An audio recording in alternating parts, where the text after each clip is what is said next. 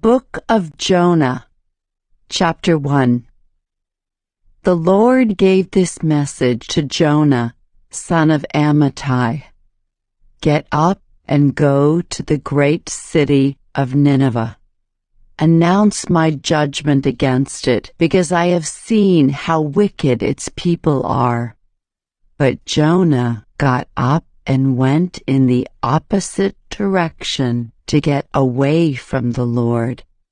He went down to the port of Joppa, where he found a ship leaving for Tarshish. He bought a ticket and went on board, hoping to escape from the Lord by sailing to Tarshish. But the Lord hurled a powerful wind over the sea, causing a violent storm that threatened to break the ship apart. Fearing for their lives, the desperate sailors shouted to their gods for help and threw the cargo overboard to lighten the ship. But all this time, Jonah was sound asleep down in the hold. So the captain went down after him. "How can you sleep at a time like this?" he shouted. "Get up and pray to your God. Maybe he will pay attention to us and spare our lives." Then the crew cast lots to see which of them had offended the gods and caused the terrible storm.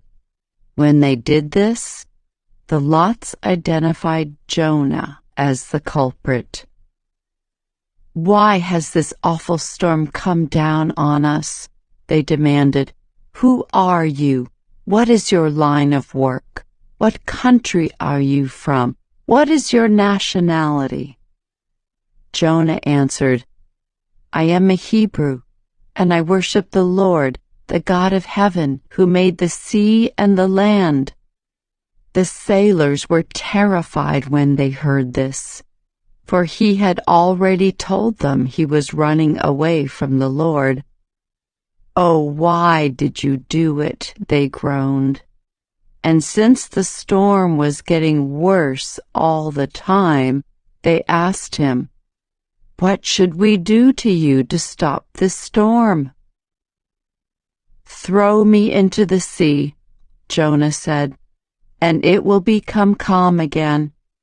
I know that this terrible storm is all my fault." Instead, the sailors rowed even harder to get the ship to the land.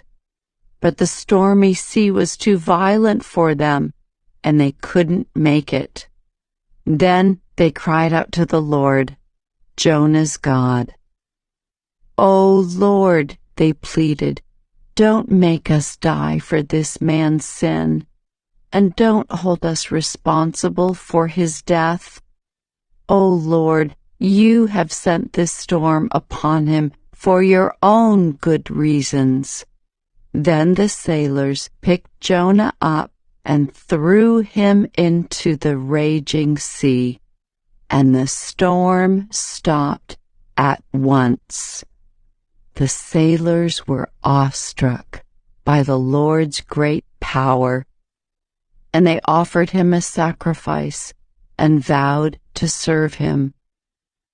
Now the Lord had arranged for a great fish to swallow Jonah, and Jonah was inside the fish for 3 days and 3 nights.